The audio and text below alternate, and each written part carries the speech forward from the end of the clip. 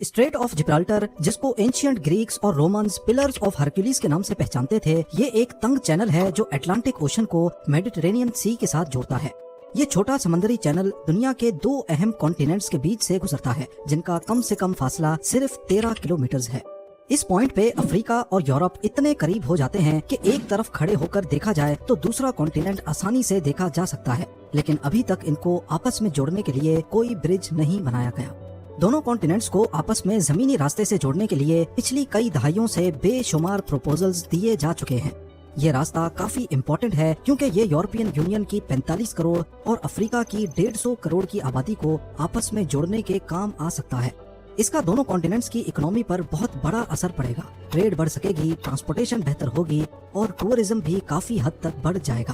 پر سوال یہ ہے کہ جب اتنے زیادہ فائدے بھی ہیں تو پھر ابھی تک اسٹریٹ آف جبرالٹر پر کوئی برج کیوں نہیں بنایا گیا؟ ناظرین، اسٹریٹ آف جبرالٹر دو اہم واٹر باڈیز کو آپس میں جوڑتا ہے، اٹلانٹک اوشن اور میڈیٹرینین سی۔ یہ اسٹریٹ قریب 57 کلومیٹر لمبا، جبکہ اسپین کے ٹریفا اور موراکو کے سیریز پوائنٹ سے اس کی چوڑائی صرف 8 میل یا پھر 13 کلومیٹر ہے۔ اور گہرائی کی بات کی جائے تو پورے اسٹریٹ کی ایوریج ڈیپتھ قریب 1200 فیٹ یا پھر 365 میٹرز ہے۔ یہ اسٹریٹ دیکھنے میں جتنا چھوٹا لگتا ہے اتنا ہی اس کی اہمیت بہت زیادہ ہے، کیونکہ یہ میڈیٹرینین اور اٹلانٹک اوشن کے بیچ ایک قدرتی راستہ ہے۔ اس کے برعکس سوئز کینال کو دیکھا جائے تو یہ مین میڈ کینال ریڈ سی اور میڈیٹرینین کے بیچ شپس کے لیے ایک راستہ فراہم کرتا ہے۔ سوئز کینال کی وڈتھ بہت کم ہے، جس میں فل سائز کے بحری جہازوں کے پھنسنے کا خطرہ ہمیشہ منڈلا رہا ہوتا ہے۔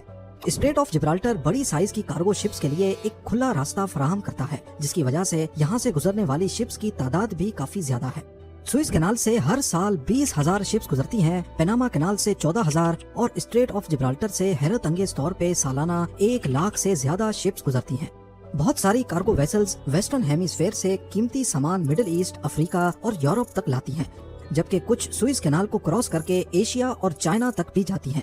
اسی طرح مڈل ایسٹ سے ویسٹرن یورپ یا پھر امریکہ جانے کے لیے بھی شپس کو اسٹریٹ آف جبرالٹر کو ہی استعمال کرنا پڑتا ہے۔ اور کیونکہ strait of Gibraltar fossil fuel rich ملکوں کے قریب ہے، اسی وجہ سے آئل ویسلز کا یہاں سے گزرنا بھی روز کا معمول ہے۔ ایک رپورٹ کے مطابق اسٹریٹ سے ڈیلی قریب 300 آئل ویسلز گزرتی ہیں، جن کی مالیت اربوں ڈالر ہوتی ہے۔ اسٹریٹ آف جبرالٹر عالمی مارکیٹس کے لیے ایک اہم ٹریڈنگ روٹ ہے اور اسی کی وجہ سے ہی قریبی کنٹریز کا روزگار بھی جڑا ہے۔ اسپین کا الجزیرس پورٹ، جو یورپ کا سب سے بڑا شپنگ پورٹ ہے، اور موراکو میں ٹینجر پورٹ بھی تیزی سے بڑھتا جا رہا ہے۔ ٹریڈ اور ٹورزم سے ہونے والے ان فائنینشل بینیفٹس کے پیش نظر بہت سے لوگ حیران ہیں کہ دنیا کے ان دو حصوں کو ملانے کے لیے ابھی تک ایک بھی برج کیوں نہیں بنایا گیا۔ ایسا نہیں ہے کہ اس پر سوچ وچار نہیں کی گئی۔ 1979 سے لے کر کئی فیزیبلٹی اسٹڈیز اور پروپوزلز دیے گئے ہیں، لیکن کچھ مسئلے ہیں جن کی وجہ سے یہاں برج بنانا اتنا آسان نہیں ہوگا۔ سب سے پہلے بات کرتے ہیں اس برج کی کاسٹنگ پر۔ ایسٹیمیٹس کے مطابق اسٹریٹ آف جبرالٹر پر برج بنانے کی قیمت 5 ارب سے 20 ارب ڈالرز تک بھی جا سکتی ہے، کیونکہ یہ برج دنیا کے دوسرے بڑے برجز کے مقابلے میں کافی مشکل ہوگا۔ ایک تو یہ کہ یہاں جیسا بھی برج بنانا ہوگا اس کو ایسے ڈیزائن کیا جائے کہ نیچے سے دنیا کے سب سے بڑے بحری جہاز بھی آسانی سے گزر سکیں، جو کہ کہنا تو آسان ہے لیکن کرنا شاید کافی مشکل۔ یہ مشکل کیوں ہے اس پر بعد میں بات کرتے ہیں، لیکن یہ 5 سے 20 ارب ڈالرز کی کاسٹنگ برداشت کون کرے گا؟ ظاہر ہے اسٹریٹ آف جبرالٹر سے جو کنٹریز فائدہ اٹھا رہی ہیں یہ کاسٹ انہی کو بھرنی پڑے گی، یعنی کہ اسپین اور موراکو۔ پر آج تک ان دونوں کنٹریز کی پولیٹیکل لیڈرشپ کبھی بھی کوئی ایگریمنٹ نہیں کر پائی۔ اسپین کا کہنا ہے کہ برج سے زیادہ فائدہ موراکو کو ہوگا تو زیادہ کاسٹ وہ برداشت کرے، جبکہ موراکو کی لیڈرشپ چاہتی ہے کہ یہ کاسٹ 50-50 ڈیوائڈ ہو۔ دوسرا مسئلہ ہے برج کی فیزیبلٹی کا، یعنی کہ اس کے بننے کے بعد یہ کتنا فائدے مند ہوگا۔ مثال کے طور پہ یوکے اور فرانس کے بیچ بنائے جانے والے چینل ٹنل کی بات کی جائے تو اس پر 14.5 ارب US ڈالرز کا خرچہ آیا تھا، لیکن ہر سال اس ٹنل کو 2 کروڑ سے زیادہ پیسنجرز استعمال کرتے ہیں۔ ایک پیسنجر یوکے سے 121 پاؤنڈز یا پھر 150 US ڈالرز میں فرانس تک پہنچ سکتا ہے، یعنی ہر سال یہ ٹنل قریب 30 ارب ڈالرز کی کمائی کرتا ہے، اپنی کنسٹرکشن کاسٹ سے بھی ڈبل۔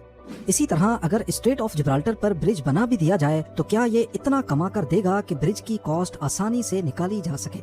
اس چیز کو کافی شک کی نگاہ سے دیکھا جاتا ہے، کیونکہ موراکو ایک ایسا ملک ہے جس کی GDP صرف 130 بلین ڈالرز ہے، یعنی پاکستان سے بھی آدھی۔ अगर यहाँ 5 अरब US डॉलर्स का भी ब्रिज बना और कम से कम फीस $20 भी रखी जाए, तो जहाँ यूके से फ्रांस के चैनल टनल को सालाना 2 करोड़ पैसेंजर्स इस्तेमाल कर रहे हैं, वहीं स्ट्रेट ऑफ जिब्राल्टर के ब्रिज को सालाना 25 करोड़ पैसेंजर्स के इस्तेमाल करने पर ब्रिज की कॉस्ट निकाली जा सकती है, जो कि काफी अनरियलिस्टिक नंबर है। अगला मसला है ब्रिज की कंस्ट्रक्शन का। जैसा कि आपने जाना कि स्ट्रेट ऑफ जिब्राल्टर शिप्स के लिए काफी बिजी रूट है। इस चीज को नजर में रखते हुए यहाँ एक ऐसा ब्रिज बनाना होगा जो इस ट्रैफिक को डिस्टर्ब ना करे। इसके लिए ब्रिज की ऊंचाई काफी ज्यादा रखनी होगी, जो कि इंजीनियर्स के लिए एक बहुत बड़ा चैलेंज होगा। स्ट्रेट ऑफ जिब्राल्टर की एवरेज डेप्थ तो 1200 फीट है, लेकिन किसी किसी मकाम पर ये 3000 फीट से भी ज्यादा गहरा है, यानी कि दुनिया की सबसे ऊंची बिल्डिंग बुर्ज खलीफा से भी ज्यादा। आज तक दुनिया के सबसे बड़े ब्रिज पिलर्स मिलाऊ वायाडक्ट में बने हुए हैं और उनकी ऊंचाई भी सिर्फ 1104 फीट है। तो स्ट्रेट ऑफ जिब्राल्टर में 3000 फीट से भी बड़े पिलर्स, वो भी पानी के अंदर खड़े करना एक ऐसा टास्क होगा जिससे इंजीनियर्स बहुत घबराते हैं। और लगे हाथ यहाँ पानी के स्ट्रॉन्ग करंट्स भी एक जैसे नहीं हैं।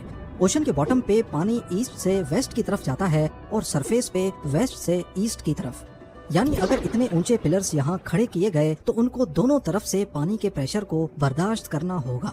लेकिन इस ब्रिज को सबसे बड़ा खतरा पानी में खड़े दुनिया के सबसे बड़े पिलर से नहीं, बल्कि अर्थ की टेक्टोनिक प्लेट से होगा।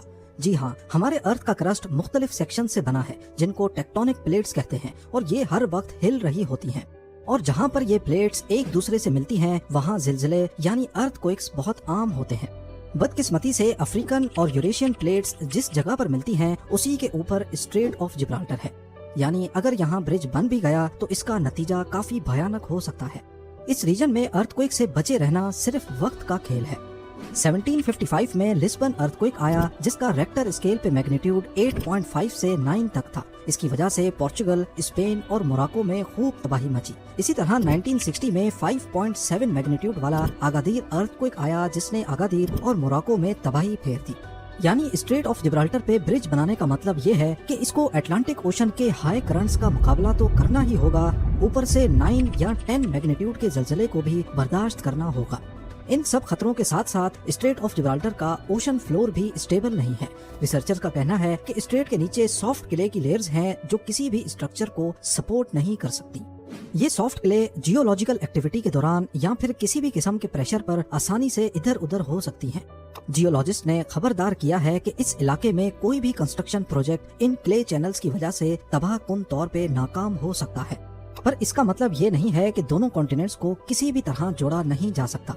कई ऑल्टरनेट्स भी दिए गए हैं, जैसा कि ओशन फ्लोर के नीचे से गुजरने वाला टनल, यूके और फ्रांस के बीच चैनल टनल जैसा। पर यह प्रोजेक्ट की कॉस्ट को और ज्यादा बढ़ा देगा, जो इस प्रोजेक्ट की फिजिबिलिटी पर सवालिया निशान खड़ा कर देता है। दूसरी तरफ स्पेन और यूरोपियन यूनियन कंट्रीज का मानना है कि टनल या ब्रिज बनाने के बाद यूरोप में बहुत सारे अफ्रीकन रेफ्यूजीज या इलीगल इमिग्रेंट्स की तादाद बढ़ जाएगी, जिस पर कंट्रोल पाना बहुत मुश्किल हो सकता है। यही सब वजूहात हैं जिसकी वजह से स्ट्रेट ऑफ जिब्राल्टर पर दोनों कॉन्टिनेंट्स का फासला ना होने के बावजूद भी यहाँ आज तक कोई ब्रिज नहीं बनाया गया। उम्मीद है ये वीडियो भी आप लोग भरपूर लाइक और शेयर करेंगे। आप लोगों के प्यार भरे कमेंट्स का बेहद शुक्रिया। मिलते हैं अगली शानदार वीडियो में।